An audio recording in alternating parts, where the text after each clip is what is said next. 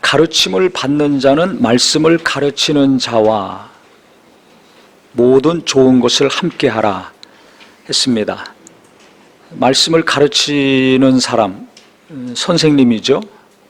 목사님이 될 수도 있고 부모님이 될 수도 있고 목장의 목자가 될 수도 있고 성경학교의 교사가 될 수도 있습니다. 교회학교 또 선생님도 마땅히 또 포함이 되겠죠. 가르침을 받는 사람은 누굽니까? 교인, 자녀, 학생, 이렇게 되겠죠. 우리가 태어나면 배우는 위치에 있다가 또 가르치는 위치에 있게 됩니다. 또 가르치는 위치에 있지만 또 계속 가르치면서 배우는 위치에서 배우는 삶을 또 살아갑니다. 누구나 다 그런데요. 근데 제일 마지막에 모든 좋은 것을 함께하라고 했습니다. 이 함께하라, 헬라의 원어에 보면 코이노네오, 이게 무슨 뜻이냐면 남과 나누다 이런 뜻입니다. 함께 하라니까 같이 뭘 한다는 것이 아니라 나눈다는 것입니다. 초대교회는 말씀을 전할 때 그 전하는 사람들이 자비량하는 사람도 있습니다. 사도 바울처럼 자기가 직업을 가지고 자기 생계 교회 교인들에게 부담 주지 않고 자비량하면서 사역한 사람도 있고, 또 말씀을 전하고 계속 다니면서 교회를 세우고 지도자들을 세워야 되기 때문에 자비량하기 어려운 경우들도 있었습니다. 이런 경우는 이제 교회에서 책임을 져야 되겠죠. 예수님이 제자들 부르셨을 때 두보롯이나 지팡이나 전대 가지가지 말아라. 그걸 갖고 다니지 말아라. 어디 가든지 복음을 전하고 그 지역에 누구 집에 가든지 복을 빌어줘라. 너희들을 섬기면 그 복을 받을 것이고 거부하면 발에 먼지 떨어버리고 떠나라 말씀을 하셨습니다. 그래서 복음을 전하는 자는 당당하라고 하셨어요. 옷이 허름하고 여러 가지 가진 것도 없지만은 당당해라. 눈치 보지 말고 코치도 보지 말고 당당하게 가서 복을 빌어주고 거기서 섬김을 받고 먹고 자고 계속 강력하게 복음 전하고, 그거 싫어하고 거부하고 그러면 부담 가지면 딱 떠나라는 것입니다. 먼지 떨어버리고 떠나라는 것입니다. 그러니까 어디 가든지 우리 성도님들도 예수 믿는 거, 예수를 전하는 거 당당하게 해야 됩니다. 하지만 그렇다고 막 우악스럽게 거칠게 하라는 것이 아니라 지혜롭고 겸손하고 온유하게 해야 되겠죠. 그렇게 말씀하셨기 때문에 복음을 전하는 자들은 돈에 신경 쓰지 않고 그거 포기하고 모든 부와 명예와 권력 다 포기하고 전도자의 삶을 살고 제자의 삶을 살았기 때문에 성도들의 도움이 필요했습니다. 그래서 이 본문의 말씀은 말씀을 전하는 사람, 계속 말씀을 가르쳐서 믿음을 심어주고 온전케 하는 사람들과 너희들이 가진 것을 나누라는 거예요. 좋은 것을. 거긴 물질도 있고 옷도 있고 음식도 있겠죠. 먹어야 살지 않습니까? 그러니까 너희들이 갖고 있는 거, 좋은 거 있으면 같이 나눠서 함께하라, 이 이야기입니다. 근데 지금은 이것이 이제 세상이 많이 바뀌어가지고요, 경제적으로 성장도 하고 또 말씀을 전하는 경우는 쉽게 예를 들면 목회자 같은 경우는 뭐 담임 목사건 부목사건 전도사님이건 교회에서 사례를 정해서 알아서 이제 매달 섬기죠. 그런데 이 초대교회는 그런 제도가 아직 없었으니까 교인들이 알아서 잘 섬겨야 됐습니다. 그것을 얘기하는 건데요, 이 스승의 날을 어떤 분은 야, 이거 왜 만들었는가 이렇게 생각하는 분도 있고, 어떤 분은 아이고 스승의 날 맞이해가지고 나의 스승은 누군가 생각하면서 고마운 마음을 갖던지 좋은 추억을 갖는 분이 있을 겁니다. 고마운 마음이 너무 넘치면 어떻게 돼요? 작은 선물을 보내든 큰 선물을 보내든지 안부를 묻든지 찾아가든지 오늘 말씀처럼 자기가 갖고 있는 좋은 것을 함께 나누는 삶을 살겠죠. 우리 성도님들은 어느 쪽입니까? 이런 날 왜 만들어서 지출을 많이 하게 피곤하고 부담스럽게 만드는가 이렇게 생각하고 있습니까? 아니면 좋은 추억을 가지고 나누려고 하고 있습니까? 저는 후자가 많아지기를 바랍니다. 제가 어제 뉴스를 보니까요, 부모님들이 과거에 스승의 날 그러면 학교 담임선생님한테 선물을 줘야 되니까 그게 부담이 많이 됐는데, 그게 사회적으로 문제가 많이 되니까 아예 청탁 금지법 만들고, 학교도 선생님들이 너무 교권이 땅에 떨어지니까 창피해서 학교 문을 닫았잖아요. 스승의 날 때 학교 오지 말아라 이렇게까지 했습니다. 지금은 그래서 스승의 날 때 학교 문 여는 학교가 있고 닫는 학교가 있고 그렇다고 들었습니다. 그 부모들이 과거에는 선생님한테 선물 주는 것 때문에 고민이 많았는데 부담이 되고, 지금은 무슨 고민과 부담이냐, 학원 선생님한테 선물하는 것 때문에 부담이 많다는 거예요. 다 학원 보내잖아요. 어린이집도 보내고. 그러니까 뭐 최소 한 5만 원 정도 상품권 해야 되는데 과목이 여러 개지 않습니까? 중고등학생을 자녀로 둔 부모는 그게 한 달 학원비 되는 거야. 한 3, 40만 원 된답니다. 그러니까 이게 부담이라고. 몇백만 원 들여서 매달 과외시키는데 그 부담이 되는 거예요. 그 기사를 제가 봤습니다. 그래서 학교 문을 열든지 닫든지 이 스승의 날이 되면 자녀를 둔 부모들은 부담이 되는구나. 이게 왜 그렇습니까? 돈만 생각하니까 그런 거죠. 돈만 생각하니까. 한 10,000원짜리 선물해도 될 텐데, 넉넉한 사람은 뭐 10만 원짜리, 100만 원짜리도 할 거 아닙니까? 그보다 더한 것도 할 거 아닙니까?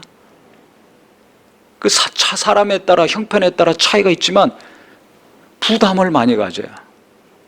특히 부담을 얼마나 많이 가지면 법을 만들고 학교 문을 닫아버리겠어요. 그 이유는 첫 번째는 이제 부모들의 극성스러운 자녀를 향한 빗나간 사랑이기도 하지만 또 몇몇 소수 선생님들의 문제이기도 하겠죠. 그걸 보면서요, 이 교회는 더 하잖아요. 목사 그러면 목사에 대해서 고마운 마음, 존경하는 마음, 이런 마음이 있습니까? 사도, 선생님들의 권위가 땅에 떨어진 것처럼 목사의 권위는 그보다 더 세게 떨어졌거든요. 그러니까 이 스승의 날이 저 목사 입장에서도 아예 없으면 좋겠다 이런 마음이 들어요. 우리 교회는 감사한 게 처음 시작할 때부터 지금까지 스승의 날에 교회에서 목사한테 뭐 하는 게 하나도 없습니다. 제 생일도 그렇고, 생일이 언제인지도 몰라요. 저는 이게 너무 좋습니다. 진심으로 너무 기쁩니다. 아주 진짜예요. 앞으로도 계속 그렇게 하시기를 바랍니다. 진심입니다. 왜냐? 큰 선물이건 작은 선물이건 그날이 돌아오면 1년 동안 자기 자녀를 양육하고 키우는 선생님에게 선물하는 거, 편지 한 장 쓰는 것도 부담이 돼서 이렇게 고민이 계속되는데 교회라고 다르겠습니까? 똑같습니다.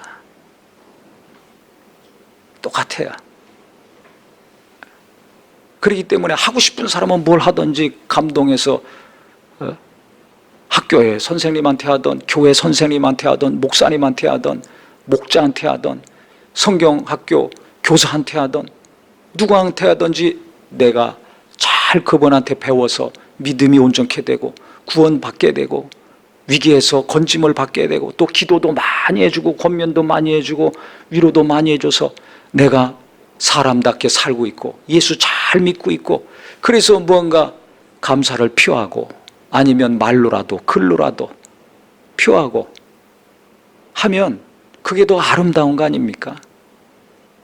그런데 이걸 바람이 불어가지고 뭐 너도 하고 너 했냐 안 했냐 뭐 했냐 이런 식으로 나가면 아예 안 하는 게 좋은 거야. 왜? 그렇게 하면 한 명이라도 시험 들겠습니까? 안 들겠습니까? 시험 들어요. 또 부담을 갖습니다. 그러니까 아예 안 하는 게 좋아요. 아예 안 하는 게 좋아요. 한 명이라도 시험 들고 실족한다면 안 하는 게 좋습니다. 하고 싶으면 혼자 하세요. 개인이 하세요. 그게 100배, 1000배 좋습니다. 아, 우리 목장에서 이렇게 하자. 아, 우리가 이렇게 하자. 그런 것 누군가 반드시 시험 듭니다. 그런 게 익숙했던 교회에서 신앙생활 하다 오신 분들은, 그리고 어떤 분은 저한테 묻더라고요. 아유, 스승의 날이 다가오는데 어떻게 하냐고. 아, 우리 교회는 개척 첫날부터 그런 거 없습니다. 스승의 날 목사 챙기고 목사 생일 교인들 모릅니다. 그냥 넘어갑니다. 은혜나 열심히 받으세요. 그랬습니다. 그러니까 은혜만 계속 받으시고, 저를 위해서는 그냥 기도 많이 해주시는 게 최고입니다. 다른 거 하고 싶으신 분들은 성령의 인도 안 받아 알아서 하시고. 제가 이런 얘기 왜 하냐면요, 스승의 날 없으면 좋겠다, 그런 마음이 저한테도 있지만, 한편으로는 이 날이 이렇게 사회적으로도 문제가 되는데 왜 이것이 없어지지 않고 계속되는가, 이 생각을 했어요. 왜냐하면 인간은 태어나면 죽는 날까지 스승이 있잖아요. 부모가 스승이고, 학교 가면 선생님이 있고, 직장에 취직하면 또 상사가 있고, 도움을 주고 가르쳐주는 분이 있지 않습니까? 교회 오면 선생님이 있잖아요. 교회 학교에 또 성경 공부 가르쳐주는 성도님이 있고, 목사님이 있고, 영적으로 도움을 주는 분들이 얼마나 고맙습니까? 그래서 내게 도움을 주는 분, 내게 성경을 가르쳐주고, 신앙을 가르쳐주고, 공부를 가르쳐주고, 직장생활을 가르쳐주고, 어떻게 사업해야 될지, 결혼했을 때 갈등이 일어나면 어떻게 해야 될지, 이런 좋은 것들을 계속 가르쳐주는 분들이 스승인데, 그분들에 대해서 고마움 갖는 거, 감사함 갖는 거, 이건 마땅하다. 인간으로서 이거는 당연한 것이다. 이런 생각이 들었습니다. 그래서 오늘 우리 예수 믿는 성도님들은, 우리 학생들도 그렇고 청년도 그렇고 연세 드신 분도 그렇고, 스승의 날이 부담스러운 날이 아니라 나를 가르쳐주고 기도해주고, 내가 가정생활할 수 있도록, 사회생활할 수 있도록, 신앙생활 잘 할 수 있도록 나를 위해서 기도하고 시간을 내주고 힘쓴 분들 기억하고 감사하는 복된 심령이 되기를 주님의 이름으로 축원합니다. 감사하는 마음이 있어야 됩니다. 고마운 마음이 있어야 됩니다. 저는요, 저희 아이들 새 키울 때 그때도 뭐 이런 여러 가지 문제들이 있었죠. 그런데 학교 선생님, 자녀가 셋이니까 교회 학교 선생님 6명입니다. 매년 스승의 날 되면 카드 아이들이 직접 쓰던지 아니면 어머니가 쓰던지, 누가 썼는지는 잘 모르겠어요. 써가지고 선물 작은 거라도 해가지고 저희 집사람이 다 보내더라고요. 남들이 뭐라고 떠들지 간에 관계없이. 저도 똑같은 마음이었어요. 왜냐하면 1년 동안 내 아들, 딸 맡아서 가르쳐주는데 감사한 거 아닙니까? 선생님이 뭐 공무원이니까 월급 받으면서 자기 할 일 하는데 이러면 안 돼요. 이런 삐딱한 마음 가진 사람은 어디 가든지 그 마음이 있어가지고, 교회 가든지 직장에 가든지 뭘 하든지 이 삐딱한 것 때문에 고마움을 모르더라고요. 고마운 걸 몰라요. 감사한 걸 몰라요. 그럼 뭐만 하요? 흠만 잡습니다. 그러니까 원망하고 불평하고 따지고 은혜가 없어요. 교회 와서도 그냥 은혜 받아요. 오늘도 간증 보세요. 영원히 공고했다가 우리 교회에서 한 달 동안 눈물을 흘리며 예배를 했다고 하지 않습니까? 그렇게 은혜를 받는데 어떤 사람은 이게 삐딱해져 있으면 시험 드는 겁니다. 이것 때문에 시험 들고 저것 때문에 시험 들고 은혜를 못 받아요. 그러니 얼마나 딱합니까? 고마워해야 됩니다. 학교 문을 열든지 닫든지 선생님에 대해서 고마운 마음을 부모가 가르쳐야 된다고 저는 생각해요. 일평생 살면서 누군가의 도움을 계속 받고 사는 거 아닙니까? 어버이날이 왜 있어? 지출이 너무 많은데 돈 생각만 하지 마세요. 언제까지 돈 타령하고 살 겁니까? 그런 사람은요, 돈 많이 벌어도 인색합니다. 나눌지 모릅니다. 자기 부모 섬기는 것도 그거 부담스러워하면 어떻게 되겠어요? 그러면 줄여서 하세요. 마음이 중요한 거지. 부모가 뭐 봉투가 두껍고 갈비 뜯어야지 꼭 자식을 위해서 만족합니까? 부모 마음은 그렇지 않습니다.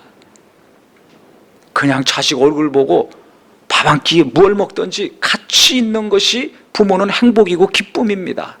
얼마짜리 음식이냐, 이게 중요하지 않아요. 그걸 따지는 부모라면 그 부모가 잘못된 거죠.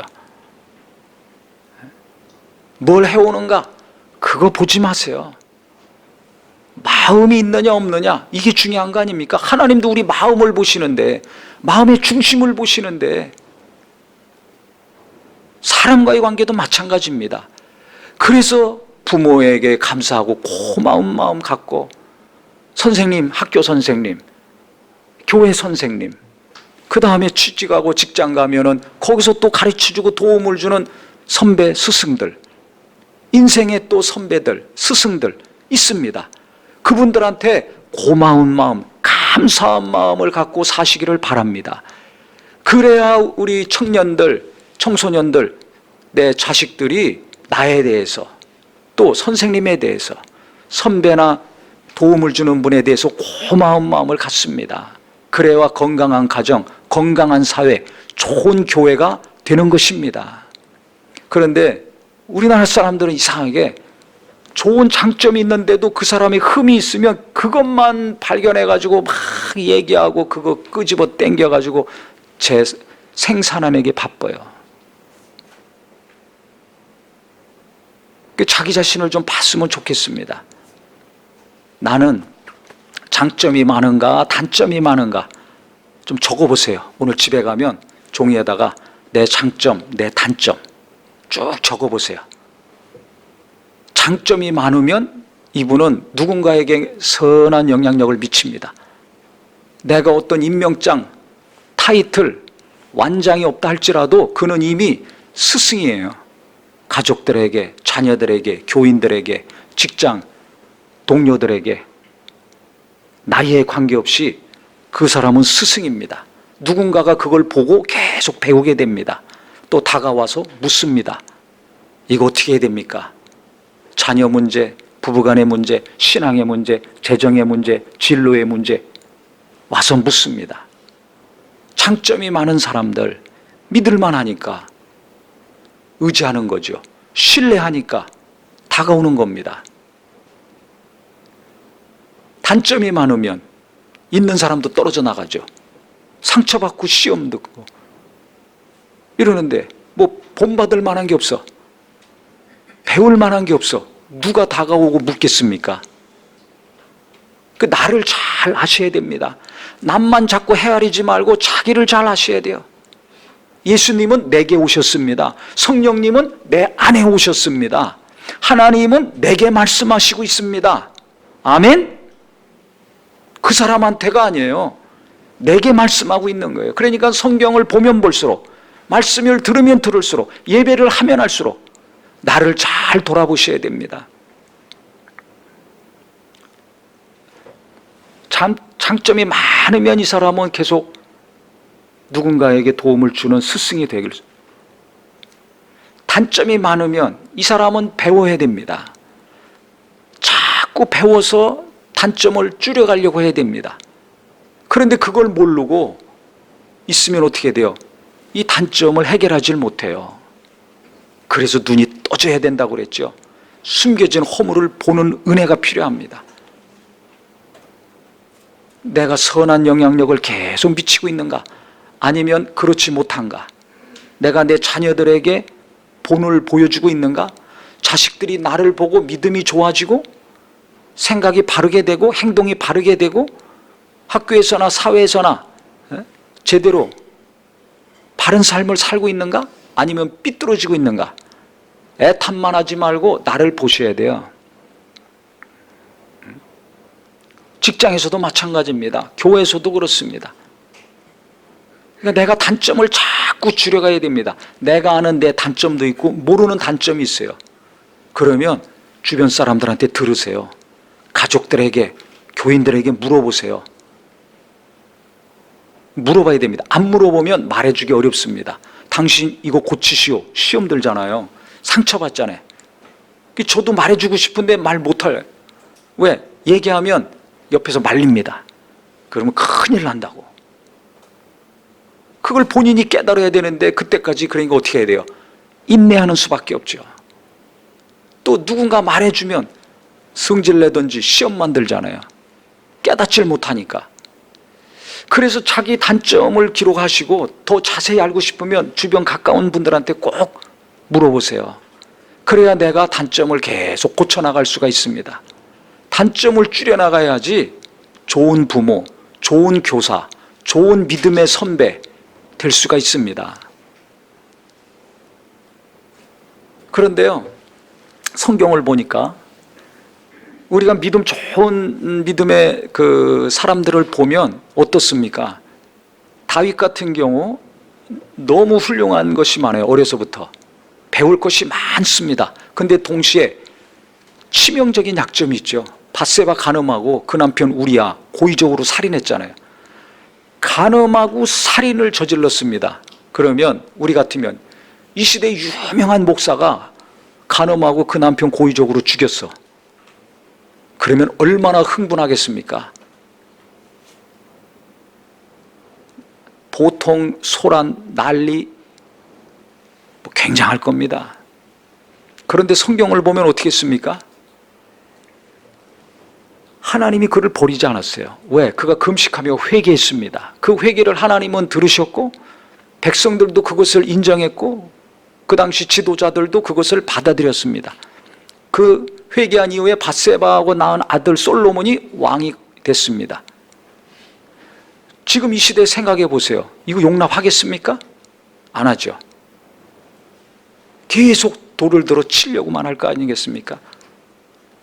근데 하나님은 다윗 때문에 이스라엘 나라, 특히 유다 지파를 계속 지켜주셨고 그렇게 타락하고 우상을 섬겨도 다윗 때문에 멸하지 않으시고 그 후손들이 계속 왕이 되게 하셨어요.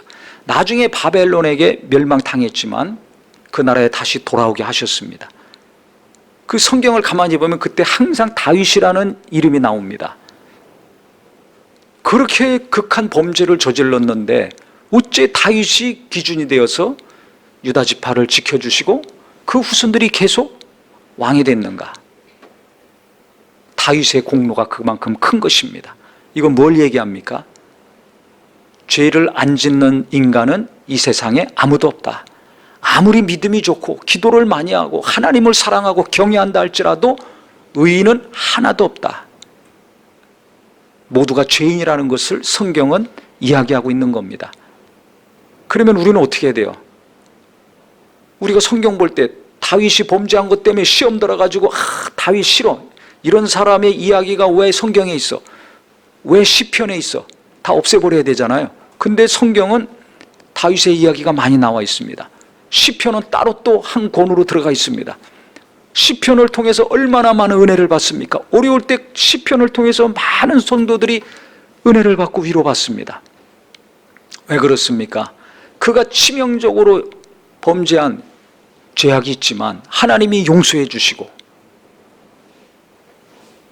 끝났다면 우리도 용서하고 끝나고 그걸 통해서 나도 죄를 지을 수밖에 없는 연약한 존재라는 것을 깨닫고 하나님 앞에 어떤 죄를 지었든지 철저히 회개해야 되겠구나, 뉘우쳐야 되겠구나 배우죠. 다윗의 회개, 내 뼈가 탔습니다.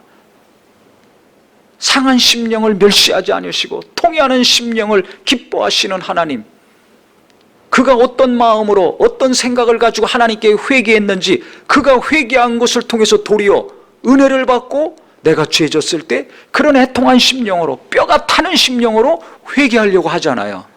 이게 하나님의 은혜고 성령님의 역사입니다. 베드로가 3번이나 예수님 부인했습니다. 야, 어떻게 이럴 수가 있어 하고서 우리가 베드로한테 시험 듭니까? 그렇지 않습니다. 베드로가 기록한 성경이 또 정경으로 포함되어 있습니다. 베드로 전후서가 있잖아요. 바울이 자기를 사도들에게 소개시켜주고 자기를 불러서 같이 안디옥 교회에서 사역하면서 바울이 전면에 등장했거든요.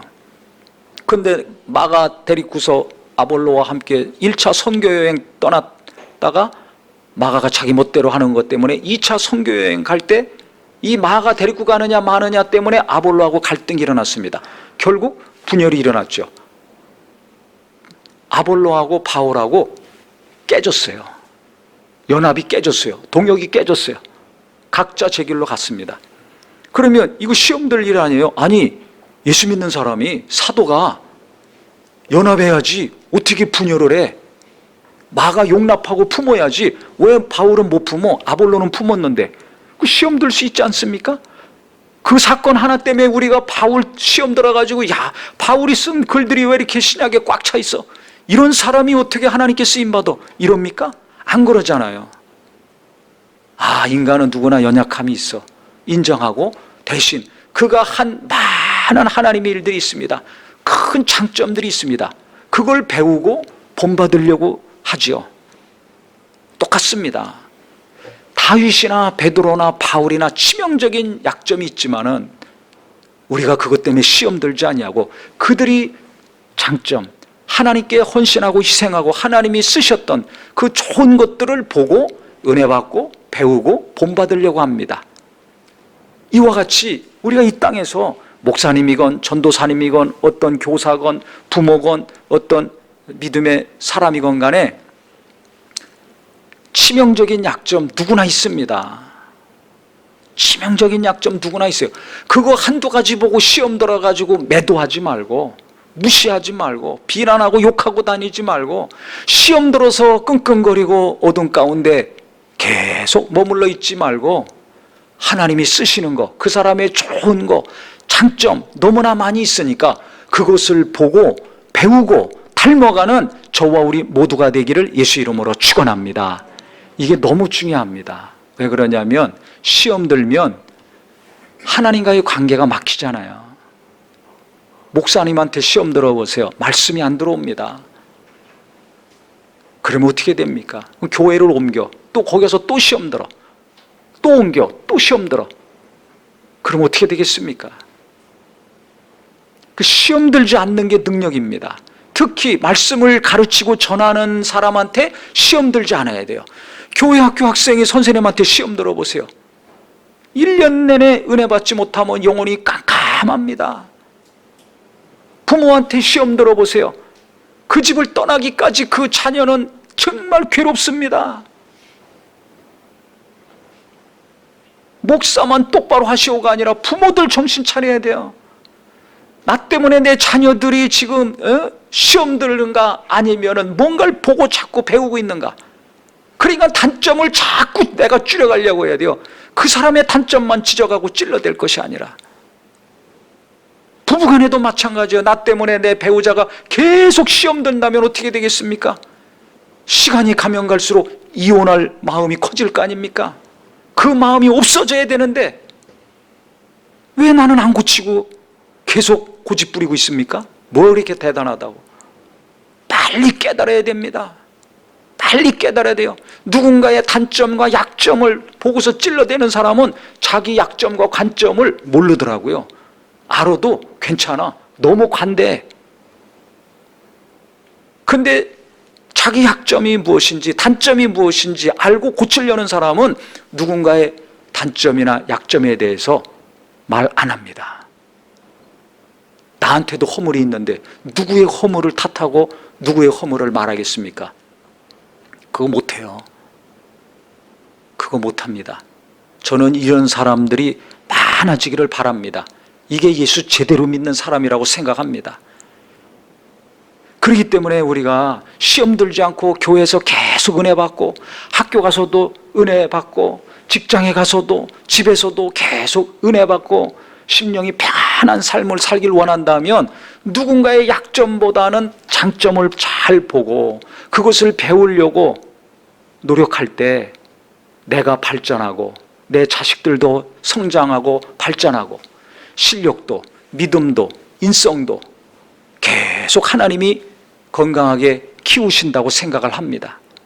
그래서 우리 모든 성도님들은 단점보다 장점이 많아지는 은혜가 있기를 예수 이름으로 축원합니다. 또 어디 있든지 간에 장점을 잘 헤아려서 그거 보고 배우려는 좋은 눈이 있기를 바랍니다. 단점을 보면 나는 저렇게 하지 말아야지. 제가 목사잖아요. 그래서 이름만 대면 아는 유명한 목사님들, 그분들이 뭔가 큰 강력한 좋은 장점들이 있기 때문에 하나님이 쓰시는 거 아닙니까? 근데 다윗처럼, 바울처럼, 베드로처럼 또 치명적인 약점들이 있어요. 교인들은 그걸 잘 몰라요. 근데 저는 목사니까 오랜 동안 관찰하면서 그런 것들을 알게 되거든요. 직접 겪기도 하고 보기도 하고 듣습니다. 그러면 저도 사람인지라 시험들어요. 한 가지 예를 들어볼까요? 제가 어떤 목사님들 모임에 갔습니다. 강사로 그 모임을 주최했던 분이 나와서 아주 유명한 분입니다. 목회도 잘하고, 아주 유명한 분이에요. 저도 존경하는 마음이 있어서 참여를 했습니다. 그런데 이분이 강의하다가 각 교단 이렇게 얘기하면서 농담 반 진담 반으로 침례교를 얘기하는데 침침한 침례교 이렇게 얘기하더라고요. 한국은 장로교가 많으니까, 장로교 목사들이 많으니까 다 웃지요. 깔깔깔거리고. 저는 침례교 목사라 그런지 딱 시험 들었어요. 그 한마디 때문에. 침침한 침례교. 기분 나빠요? 좋아요? 나쁘잖아요. 제가 장로교 목사였으면 깔깔깔 웃고 그냥 유머라고 그러고 넘어갔을 겁니다. 근데 그게 딱 꽂혔어요. 아주 기분 나쁘죠. 무시하는 거 아닙니까? 깔보는 거고. 그래서 저렇게 교회 개혁을 오래전부터 하고 많은 목회자들에게 본을 보이고 사회적으로도 교계에서도 굉장히 큰일하는 분인데 왜 저렇게 했는가? 그분의 연약함이고 그냥 실수라고, 누구나 실수할 수 있으니까 그렇게 넘어갔습니다. 그런데 그 다음 시간에 이제 뭐 또 하는데 갑자기 전화벨이 울려요. 그분 전화벨이. 핸드폰 꺼놓고 강의해야 되잖아요. 전화가 울려. 그러더니 통화를 하는 거예요. 제가 깜짝 놀랐습니다. 그래서 쇼를 하나, 웃기게 하려고, 목사님들 좀 웃기게 하려고 하나, 그런 게 아니라 실제 통화를 하는 겁니다. 그러더니 눈이 어쩌고저쩌고 막 얘기를 해요. 그 컨퍼런스에 강사로 왔던 어떤 분이 있는데 그분하고 통화하는 거예요. 이분이 너무 시간이 없어서 바빠가지고 전화 왔을 때 내가 통화해야 된다고. 저는 그때 진짜 시험 들었어요. 아무리 대통령이 오든지 청와대나 화이트하우스에서 전화가 온다 할지라도 그 수많은 목회자들 대상으로 귀한 시간을 내서 온 사람들인데 기본 아닙니까? 무슨 강의 중에 전화를 받고 통화를 합니까? 상식적으로 도무지 이해가 안 돼요. 그래서 제가 그분에 대한 존경심이 지속이 됐을까요? 떨어졌을까요? 떨어졌죠. 많이 떨어졌을까요? 조금 떨어졌을까요? 어떻게 잘하시네. 많이 떨어졌어요. 많이 떨어졌어요. 하지만 그때 그건 감정 아닙니까? 이성이 작용을 해야 됩니다. 냉철한 이성이 작용을 해야 돼요. 감정만 작용하면 어떻게 돼요? 그분 비난하고 다닐 겁니다. 이 사람이 이렇게 훌륭한 일을 하고 유명한데 이렇게 행동했더라. 계속 그거 얘기하고 다니지 않겠습니까? 그것만 남아있지 않겠습니까? 그러면 안 돼요. 그러면 다윗 때문에 시험 들어가지고 성경 못 보고, 베드로 때문에 시험 들어가지고, 그럼 예수님한테까지 가는 거예요. 이런 사람을 어떻게 제자로 쓰십니까? 예수님. 예수님한테까지 따지고 들어가는 거 아닙니까? 그래서 교회 떠나고 믿음에서 떠나는 사람들이 얼마나 많습니까? 사람에 대한 이해가 부족해가지고. 사람을 모르면 100% 시험 듭니다. 인간은 잘하건 못하건 관계없이 은혜로 사는 존재입니다. 죄를 지을 수밖에 없는 연약한 자입니다. 이 기본적인 이해가 있어야 되는데 이게 없으니까 목사가 어떻게 그래? 장로가 어떻게 저래? 당신이 어떻게 그래? 이렇게 시험 들거든요. 이게 용납이 안 되는 거예요. 그러면 꽉 막히게 되죠. 깜깜해지는 겁니다. 사람을 잘 알아야 돼요. 그래서 저도 그때 냉철하게 이제 이성으로 이제 작업을 하는 거죠. 곰곰이 생각해 보는 거죠. 누구나 연약함은 있으니까 이게 그분의 연약함이구나. 오케이, 그냥 넘어가는 거죠. 그분이 잘한 게 대단히 많이 있거든요. 그것까지 그분의 그 연약함으로 다 덮을 수는 없어요. 엎을 수는 없는 거 아닙니까? 하나님이 아시는데. 제가 이런 얘기를 왜 하냐면 이런 일이 항상 일어나잖아요. 교회에서도 일어나고 가족 간에도 일어나고 직장에서는 말할 것도 없지 않습니까? 그래서 누구나 연약함이 있고 나도 단점과 부족함이 있으니까 그것은 난 저렇게 하지 말아야 되겠다라고 배우시고 그분의 훌륭한 거, 장점들, 좋은 것들은 쫓아다니면서 물어보고 밥 사줘가면서 배우시고 그래서 내 단점은 갈수록 줄어들고 장점이 계속 많아져서 선한 영향력을 끼칠 수 있는 귀한 삶이 되기를 주님의 이름으로 축원합니다. 시간이 좀 걸립니다. 이게 정리하는 데까지. 그래서 저도 시간이 걸렸어요. 그분에 대해서 정리하는데. 이게 한두 명입니까? 여기저기 많죠. 근데 고마운 것은 단점이 없는 선생님이 있습니다. 연약함이 없는 분이 계세요. 100% 완전하신 선생님이 있습니다. 그분이 누굽니까? 그렇죠. 예수님이더라고요. 할렐루야. 할렐루야.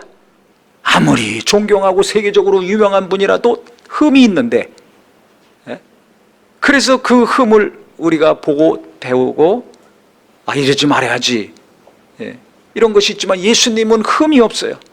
예수님은 완전한 분이에요. 어제나 오늘이나 영원토록 나의 완전한 선생님, 우리의 완전한 목자이십니다.